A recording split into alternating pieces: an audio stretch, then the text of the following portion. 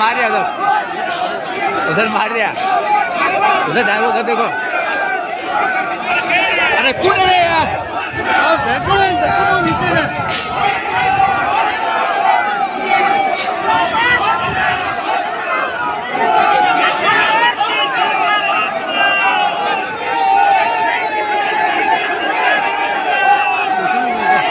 धक्का मत दे रहे यार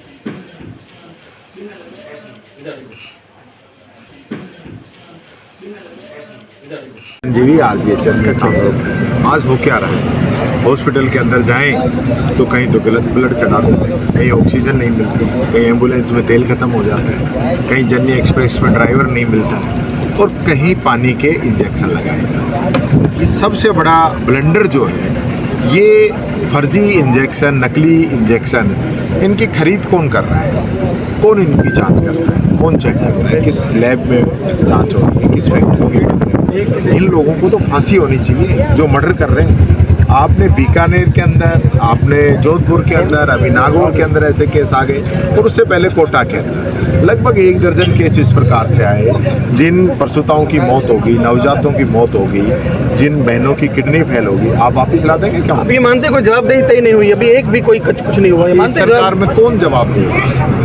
नीट का पेपर लीक हो रहा है 3 सालों से, लगभग 17 लाख बच्चों का भविष्य खराब कर दिया।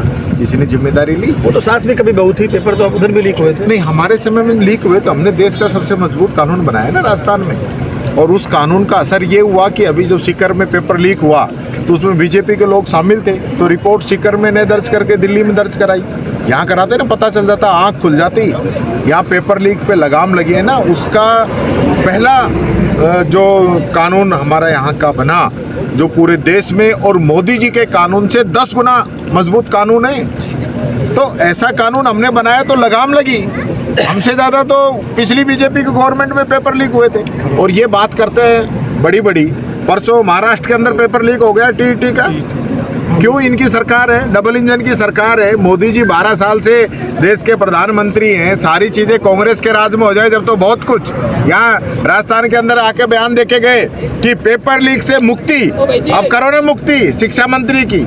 पर यहाँ के नेता अर्जुन मेघवाल वो कह रहे हैं राहुल गांधी तो अराजकता की बात करते हैं। कौन सी अराजकता की बात करते हैं? उन्होंने बयान दिया, बाकायदा केंद्रीय कानून मंत्री अराजकता की बात। पापड़ का प्रचार पापड़ का प्रचार देखिए, तान बैठ गई, अब दोबारा नहीं बैठ। आप कुछ कह रहे जल्दी से। अराजकता ये है कि जो कटोगे बटोगे इस प्रकार के नारे दे देश का प्रधानमंत्री, जनता के बीच में रोने लग जाए, ये कहे कि मुझे ये शब्द कह दिया, मुझे गाली दे दी, मुझे जान का खतरा है, ये ऐसे नाटक करने लग जाए। देश का प्रधानमंत्री जिसके जिम्मे सब कुछ छोड़ रखा है, जिसको चौकीदार बनाया, और चंदा चोरी हो रहा है। अब तो भगवान राम को, भगवान श्री कृष्ण को, महाकाल को भी नहीं छोड़ रहे हैं। भगवान के नाम पे राजनीति करने वाले लोग अब चंदा चोरी करने लग गए, और 150 से ज्यादा लोग फंसे हुए हैं। RSS के मुखिया फंसे हुए हैं, बड़े बड़े लोग, बड़े बड़े पदाधिकारी।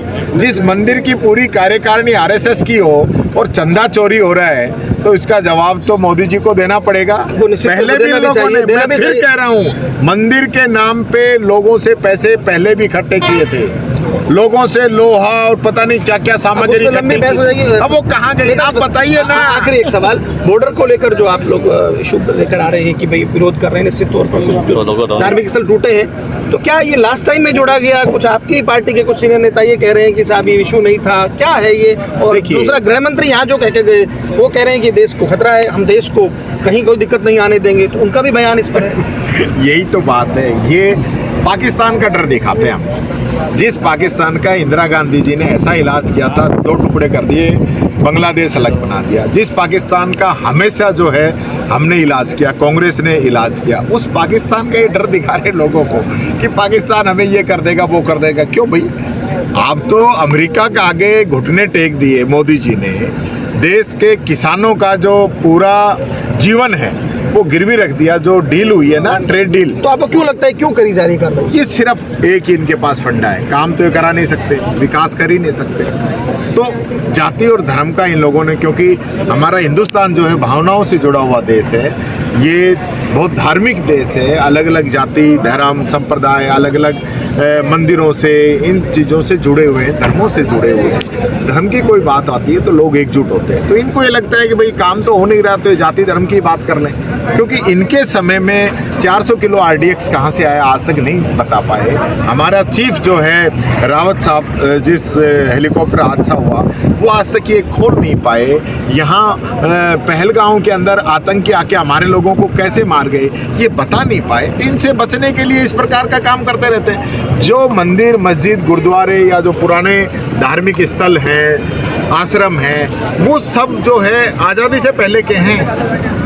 उस समय ना कोई गोचर की बात होती थी, ना कोई शिवाजी चक की बात होती थी। जैसे जैसे लोग रहते थे वैसे वैसे बन गए। ऊपर रखो ना। आप उनको बिना नोटिस दिए, बिना कोई कार्रवाई किए हुए, बिना कोई पुराना रिकॉर्ड देखे हुए सिर्फ इस वजह से तोड़ दो कि आपको हिंदू मुस्लिम करके वोटों का फायदा मिल जाएगा, तो वो तो अब ये देश जान चुका है। कांग्रेस में सब कुछ ठीक है 100%। तो ये मतलब जो मैं देख रहा था अभी आप गाड़ी चला रहे थे, तो ये सारथी कसन कौन है, क्या है, बहुत सारी बातें इस पर भी हो रही हैं। एक हैं, सब लोग मिलके कांग्रेस की गाड़ी चला रहे हैं। किसान की, मजदूर की, दलित की, युवा की, महिलाओं की और राजस्थान के आमजन की गाड़ी हम मिलके चला रहे हैं।